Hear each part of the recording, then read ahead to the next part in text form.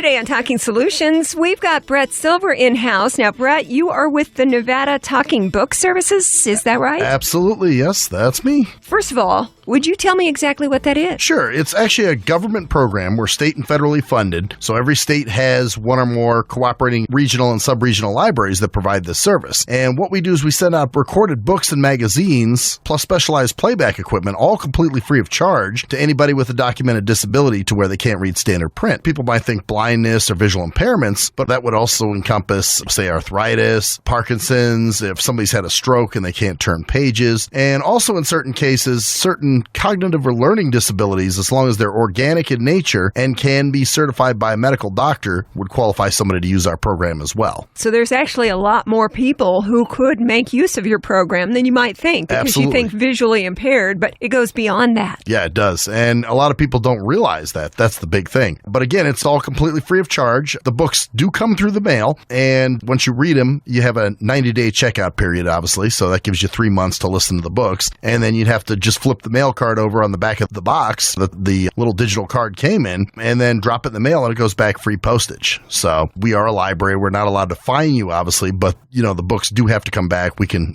bother you through the mail or over the phone. But we also have downloadable books now, too. So if you have an iPhone or an Android, there's actually an app for what we call our BARD program. And BARD is an acronym for Braille Audio Reading Download. And people can actually go to the site, download books onto their iPhone or Android phone or whatever device they've got, if they have the app, and they can listen to them right on the phone there. I was wondering how technology would have enhanced the services that you provide with Nevada Talking Book Services. Absolutely. You can also download books onto a thumb drive and then play them on the special player that we have, because the player that we send you, it has a USB port on it. You plug a thumb drive into the side and just play the book you just downloaded. The reason we do that, obviously, is we don't want anybody to just take advantage of our program. You have to have some documented disability to use our service. That's how we are able to make it free for those who need it. People could just download them and they can't play them on their computers, so they'd have to play them on the specialized playback equipment that we've sent them. Brett Silver is in with us today on Talking Solutions from Nevada Talking Book Services. How long have you been with the organization? I've worked for them for 15 years, but I grew up using the program, actually. Now, this is way before the internet, so I'm kind of showing my age a little bit. But my grandmother was an ex-school teacher, and she always wanted me to have the same resources that all the other kids had. So she found out about the program somehow and got me signed up. Now, this is back when they were still using cassettes and floppy records. Oh, man. But that's what I used to do. I used to get them, sent to me in the mail, and I'd listen to books on the players that they sent me, the little record player and the 4-track cassette players. Then I would just mail them back afterwards. Then in 2000, there was a sub-regional library down here. I volunteered with them for a little bit, and then they hired me on in 2001, and the outreach position opened in 2006. I applied for it and got it, and here I am. So, 15 years. During that time, you had to see a bunch of technology come along. I'm sure that things have changed a lot since you came in. It's been a slow progression. When I first got there as a volunteer, I was rewinding cassettes. Wow. And that was in 2000 yet. And we were still getting back some of the floppy records. Some people still use them. And it wasn't until 2008, 2009 when the digital books came in and they started to send out the digital players too. Now, another nice thing that I'd like to mention about our program, if somebody's on our program and they're a veteran, definitely indicate that on your application, because veterans do get first preference. So like when these digital players came out, everybody who was on the program that was a veteran got their digital player first. And that also goes for requests too. When you're requesting books, if there's a book that has, say, 4 requests against it, if one of those requests happens to be a veteran, they're going to get the book first. They're going to the front of the line. Yes, they are. We love our veterans. Brett, Absolutely. How many titles do you have for Nevada Talking Book Services? And I would think also because there are so many different types of publications. Right. You could have fiction books. You could have nonfiction. You could have encyclopedias, all kinds of things. Absolutely. Well, the only thing we don't really have is textbooks. And that's because they change so often. So it would be hard for National Library Services to keep up with that. But the Talking Book program itself, I believe, has about 40,000 titles or so. And that's not including including we have what we call Nevada or NVA books. There's a small recording studio up in Carson City. Again, this is a nationwide program. Every state has a library that provides this service. We're little old Nevada, so obviously I represent Nevada Talking Books. But in Carson City, there's a small recording studio where they record all the Nevada-related books. So anything that's written by a Nevada author, anything about Nevada, they record that up there. So we do have a collection of Nevada-related stuff. Plus, there's Nevada Magazine. A lot of Nevada. Nevada's pretty rich in history, regardless of what some may think. Nevada is a pretty amazing place. Absolutely. It's a great place. Oh, yeah. Are you from here? I am from here, born and raised. A Nevada boy. The Nevada Talking Books program. About how many people are able to access your services? Anybody who would need our service, what they can do is go to our website, nsla.nv.gov, and if they follow the links to Talking Books, they can actually click on that, and there's an application on our site for the program that they can actually print off and fill out. Now, there is a form in there that's got to be signed off on by a certifying authority, and that's any competent professional who can say that, yes, you do have the disability you're claiming to have. That would be like a medical doctor, in-home care professional, social worker, teacher for the disabled. In certain cases, even a librarian can certify. But now, when I was saying like cognitive disabilities, like, dyslexia and things like that, those must be signed off on by a medical doctor because those are called non-visible disabilities. You can't look at somebody and go, oh, they have dyslexia. So that must be a medical doctor that would certify those types of disabilities. But everything else that I mentioned earlier could be certified by who I was talking about previously. They just verify that, yeah, you do have those restrictions or those disabilities, those challenges that make you qualified to be able to receive Nevada Talking Book services. Absolutely. We were talking a few minutes ago. It's Brett Silver with us, Outreach Coordinator for Nevada Talking Book Services. You were saying it's not just visually impaired people who are able to take advantage of this program. No. It actually is a much wider offering. Absolutely. If somebody has cerebral palsy or they've got multiple sclerosis or Parkinson's where it's hard to hold books or turn pages, that would qualify them to use us. Arthritis, and like we were saying earlier, dyslexia and certain other cognitive and learning disabilities could qualify them to use it as well. But again, it's got to be an organic disability, so it can't just be that you never learned how to read. It's got to be something that's physiologically caused and something that can be certified by a medical doctor. A challenge that you face. If you're interested in maybe the application, you could check the website, nsla.nv.gov.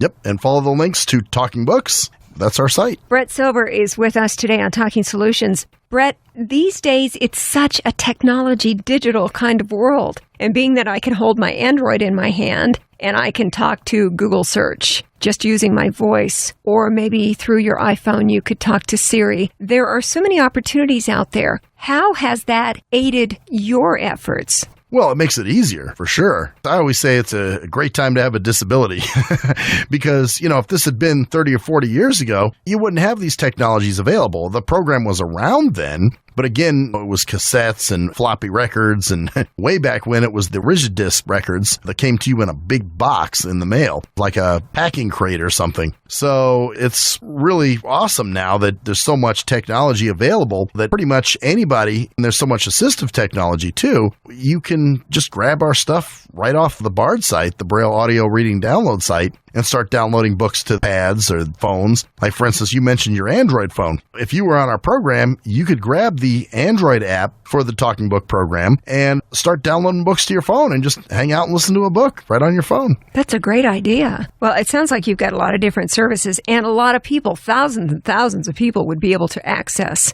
all the materials that are available to you through the Nevada Talking Book services. Yeah, absolutely. And like I said, they just have to have some disability that would qualify them to use us. Let me throw this out too. It's got to be a disability that would hinder or make reading impossible. So if somebody's just in a wheelchair, but they can pick up a book and read it, that wouldn't qualify them. But if it's something like we say a visual impairment or like Parkinson's where their hands shake too bad or they just can't hold a book, or even some cognitive or learning disabilities that are organic in nature, that would qualify them to use the service. Check out the website for the application at nsla.nv.gov.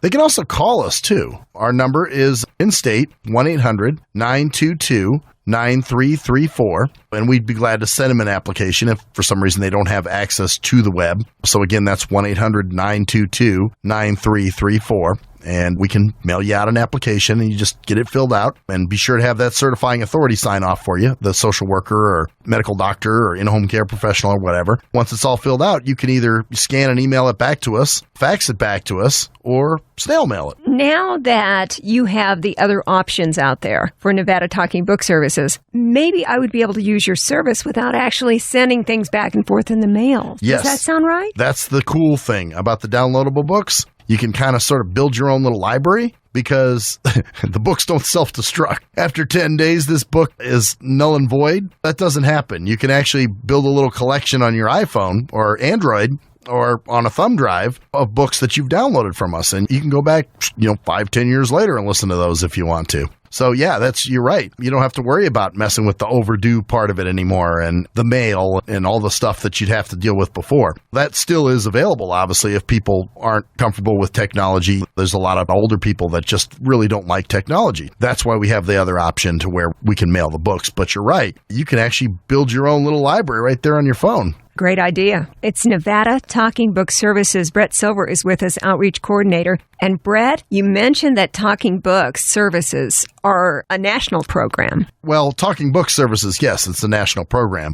I think California has about 4 of those libraries that provide the same service. Florida has a bunch. New York has a bunch. We're a little old Nevada, so obviously if you're a Nevada resident, you would use us if you needed the Talking Book program. But if you live in California or Montana or Colorado or something, there's libraries up in those necks of the woods that will provide that same service. I love bringing to light different opportunities and services that you have access to free of charge. Absolutely. Love free stuff. It's free. But again, you got to have some documented disability where you can't read standard print. That's the catch. There's the stipulation. So it's a national program. Brett Silver, you are the outreach coordinator for Nevada Talking Book Services. Right. I represent the Talking Book Library here in Nevada. I'm the outreach coordinator for them. Now, the other libraries probably have outreach coordinators for them, too, in the other states, probably. Do you have any idea how long this program has existed? It's been around since the 1930s. It was actually started by Franklin D. Roosevelt. It was called the Pratt-Smoot Act. Originally, it was set up to employ out-of-work actors to read to blind adults. And they had amended it a bunch of times, so now it's set up to include any age group. Kids can use the program. As I mentioned earlier, I grew up using this program. Teenagers, young adults, pretty much any age group. And also it's set up to include other disabilities instead of just blindness and visual impairments now. So through the amendments, that's sort of changed things, and now different groups can take advantage of the program. One group that I'm sure knows of your existence has to be the Nevada Blind Children's Foundation. We had them in last year. Oh, really? Yeah. It's been a while since I've been out to speak to them. I probably should go back because it's been a couple years for me. I think it was like 2009. Oh, we got to get you back out there again. I know. I don't even know who's in charge over there anymore. I bet I could hook you up. I'm sure you could. Yeah. But that's a great idea. Yeah. It's funny because a lot of the blind people seem to know about us. It's really just trying to get it across, well, one, to the kids of any disability, just because reading is like a dirty word to kids, you know what I mean? And also to the other populations, because I don't think they realize that they can use the service, that they'd qualify. I've talked to a lot of people at health fairs and they go, really? I've got arthritis in my hands really bad. I could use the service? I'm like, yeah. So it's just a question of educating. That's why you're in here. Exactly. That's my job. Brett Silver is outreach coordinator for Nevada Talking Book Services. And you're right, the services are available to a lot of people who are not necessarily visually impaired, but have, as you say, an organic type disability that makes it difficult for them to read things in the normal format. Right. Exactly. They'd have trouble picking up a book, turning pages, things like that. These are actually pretty rudimentary tasks that you or I might look at and go, what? But to some people, it's a real challenge. And this is why our program's here, basically. Like we said, we do it through the mail. We do it through online where you can download the books. There is an application process, I'll just reiterate, and we can either mail you an application or you can print it off of our website. If you go to nsla.nv.gov, click on the Talking Books link, and then click on sign up for the service or register for the service, something like that. And you can just print off either PDF or Microsoft Word copy of our application. Get yourself started. Absolutely. This is great. Now, Brett, I remember back in the day, been doing this for a while, you know. Oh, now you're going to show your age. Yeah, right? it's okay. I don't mind. Actually, we should be proud that we're still here. So Yeah, I'm good exactly. with that. But back in the day when I was growing up in Kansas, I know a lot of the DJs used to actually go in and read the newspaper for our services for the blind. Way back in the 70s, this is when this was happening, when I was most recently associated with it. It was so simple because we didn't have all the technology that we have today. There is a separate service out here that does that. We don't do the newspapers, but our stuff is magazines, books, those type of publications. But there was a service out here, notice I said was, one time where they would do that. And it's probably what you're talking about, where it's a one-channel radio they send you. And yeah, people volunteer to read the news for people that are blind, primarily. And for anybody who thinks that that's all that would be related to something like Nevada Talking Book Services, that's a very narrow focus. When you're reading a newspaper on a daily basis for services of that nature, it's so changeable. It's only good for a very short period of time. That's not the kind of material that you're offering. No, we're a library service. Basically, it's a library service you can pretty much use from home. You don't have to come to a library to get our books or anything like that, or even to mail the books back. You just do it all from home. We're a free library service that pretty much comes to you. So none of this having a library card or checking out books and getting fined if if you send them back late. It's all pretty self-contained and it comes right to you. Also, I should mention, again, since this is a national program, let's say somebody wants to leave Nevada and move to another state, they can do that, and all their requests and all the books they've read, all their magazine subscriptions, all that can transfer with them to the new state. So your transition of transfer is pretty seamless. That's funny, Brett, that you would mention that, because I've actually got a situation in reverse where, because we do stream through the internet with our stations, people anywhere can listen to all of our Beasley Media Group stations. And I had been contacted through our website from a gentleman who lives in the Detroit area. And he and his brother apparently are thinking about moving out this way. And he was wondering what kind of visually impaired services were available in the state of Nevada. Is that right? Oh, yes. Well, there is a Michigan Talking Book Library. They may have several. I don't know. I'd really have to check the site just to see. There's a national site, too, where people can go. And that you mentioned that, if for those who aren't in Nevada, if you go to loc.gov/NLS,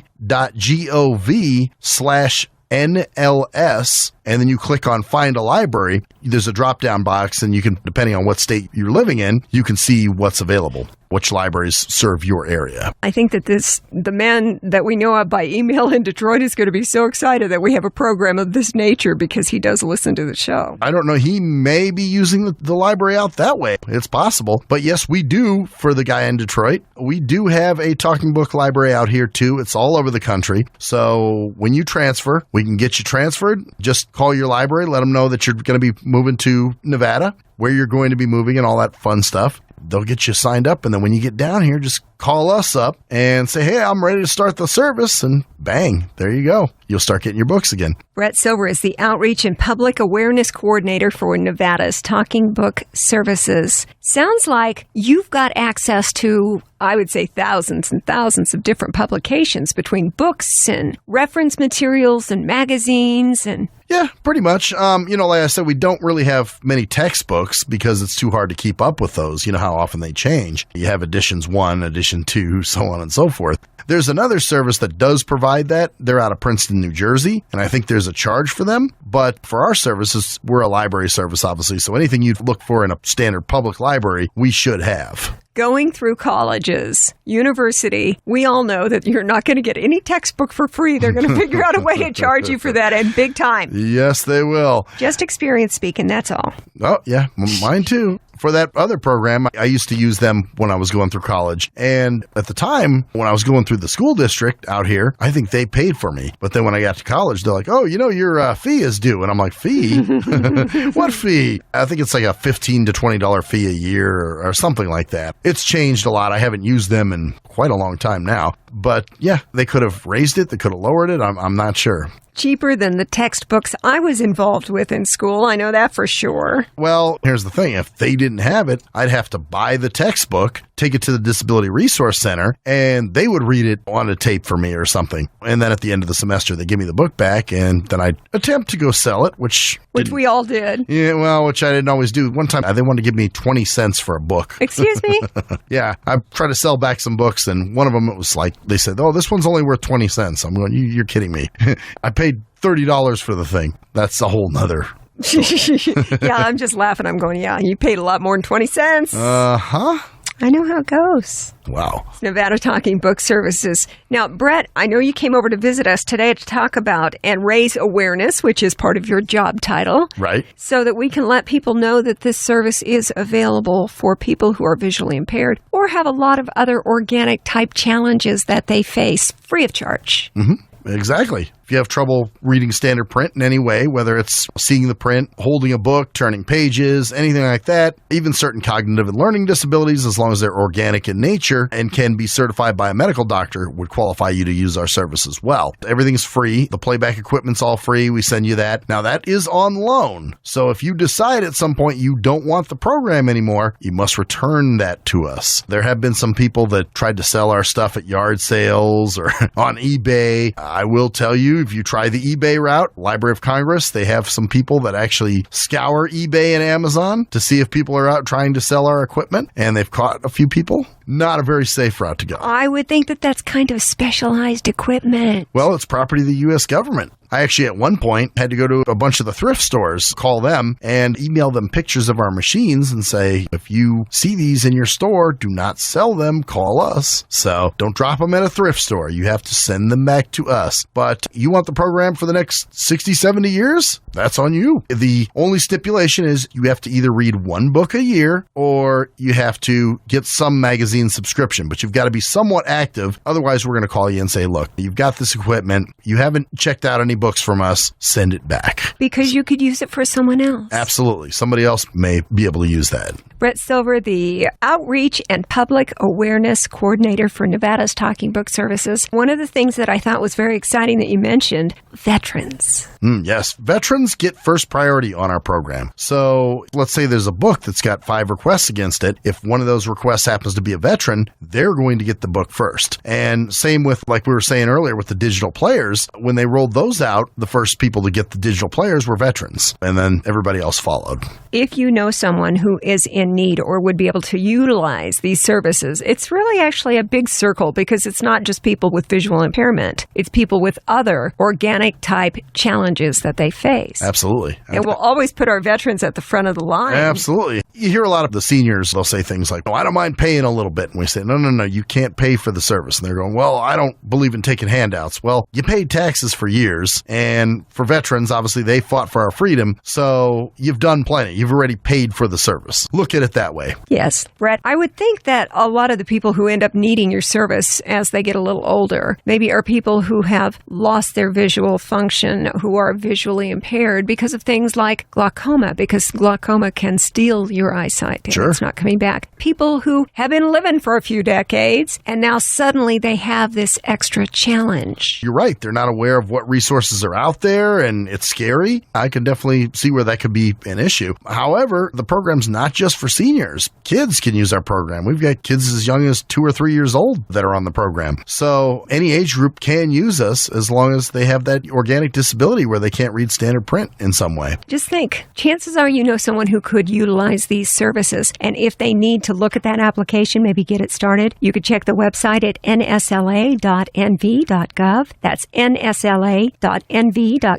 Or you can call, if you're in the state of Nevada, toll free, 800-922-9334. That's 800-922-9334. We will make sure that all of these links are available on our Talking Solutions Facebook page. And we'll also have a podcast of today's interview. Are you on Facebook with the Talking Book Services for Nevada, Brett? You know, our Talking Book Library does not have a Facebook page, I don't think. It's time. I know so many other ones do. And I'm not sure why they haven't gone gone for that. I'll talk to him about it. We're a government program, so there's a lot of irons in the fire. Have to get it authorized. Yeah, you got it. It's this person and that person. You got to approve things before you post them, that type of thing. But yeah, that would be a great idea to have a Twitter, a Facebook page, especially with all the social media. And there are a lot of talking book libraries that do them. I'm not sure why we don't have a Facebook page. Just a little something I'm putting in the back of your mind as a possibility. Maybe in 2016, that'll be something new that you offer. A lot of people could take advantage of Nevada's Talking Book services. All the information on our Talking Solutions Facebook page. Brett Silver, is there anything that I missed today in our talk? I think you've covered it very well. The big misconception we get, people think we're a business. We're not a business. We're a government program. We're state and federally funded. The service we provide it free, obviously, because we're making it available to a population who otherwise would not have access to these books. It sounds like a great service. Hopefully, we're getting the message out to the people who could take advantage of the program. Brett Silver, the Outreach and Public Awareness Coordinator for our Nevada Talking Book Services. Thank you so much for coming in to join us today on Talking Solutions. Thanks for having me in. Hi, I'm Karen Lane with the Las Vegas Valley Humane Society. We're looking for volunteers for dog fosters, cat fosters, dog and cat counselors at adoption events. We also need people to do administrative errands, and if they're willing to transport, we always need people to transport both animals and people to various events. We need people who are willing to do work at events the Las Vegas Valley Humane Society does. If you want additional information, you can find it at our website at lvvhumane, that's HUMANE.org. That's lvvhumane.org. Before we wrap up today, I thought I'd give you a little taste of what we're going to start out next Sunday's show with. Going to kick off Talking Solutions with a conversation with Kelly Little from the Nevada Donor Network. People have usually heard of organ donation, tissue donation, not so much. Yeah, me too on that. The tissue donation, I'm like, wow, what's that all about? It's incredible. I mean, skin donation, cornea donation, bone donation, those make a true difference in people's lives. Organ donation saves lives. Tissue donation can save and heal lives. And I guess we've all on the news heard about things like bone marrow transplants. Indeed. Yeah, that's a little different than what we do with bone donation. I mean, it can help out people who are, needing a dental implant, things like that. Skin donation can help burn victims and people coming back from overseas. All kinds of amazing, amazing things. So you've actually branched out. And I would imagine technology and advances in medicine have made that possible. Absolutely. Yeah, I mean, we're finding new ways to utilize tissue and help people, help them get a better quality of life. Tissue might come in handy for someone who has been a burn victim. Absolutely. Yeah, burn victims, people coming back from overseas, war veterans who may have suffered a debilitating injury. How long has the Nevada Donor Network been in existence? Great question. We've actually been established since 1987. I would say we're actually a fairly new company, though. In the last few years, we've made some really big changes. We've been trying to do a better job of getting out there in the community and educating people, making sure that they truly understand what organ, eye, and tissue donation is and how important it is for them to register as a donor. In the past, you know how you flip over your driver's license and you look and there's a little organ donation kind of... Little red heart. Yes, exactly. It's not as simple as just signing the back of a driver's license and saying, I'm good. If anything happens, go ahead, take what you need. I won't be here anyway. There's more to it than that. Just signing off and saying I'm an organ donor does not mean you are one. Correct. Yeah, that's actually one of those really big misconceptions that we hear a lot out in the community. People are a little bit afraid to have that red heart on their driver's license because they think that if they get in a car accident or something, they won't get saved. The paramedic's going to see that they're an organ donor and not try to work as hard, which is not the case. That's not even how we would check if someone's in the registry. We actually need to look into the database, and that's something only Nevada Donor Network can do. So I would say that the driver's license is kind of a show of support more than anything. That's not how we know that someone's registered. It could be an expired driver's license. Who knows what the case might be?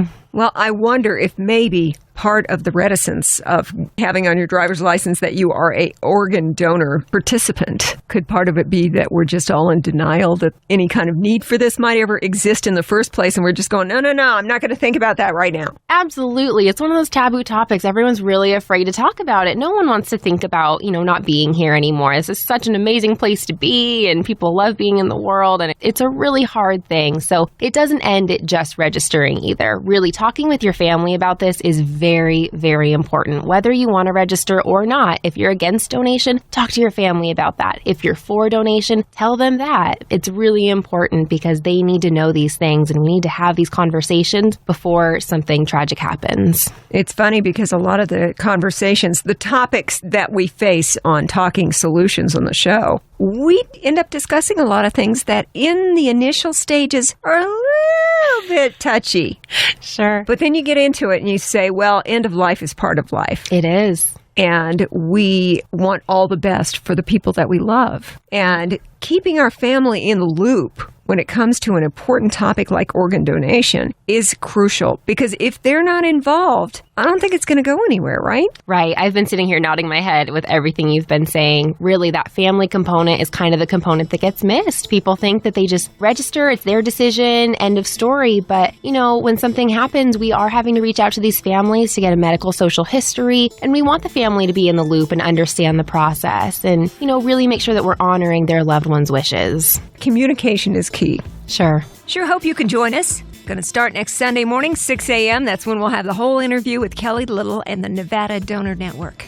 Talking Solutions is a production of the Community Relations Department here at Beasley Media Group Las Vegas. Get more information on today's topic on our Talking Solutions page on Facebook, where you will also find links and a podcast of today's show. Thanks for listening, and have a great week.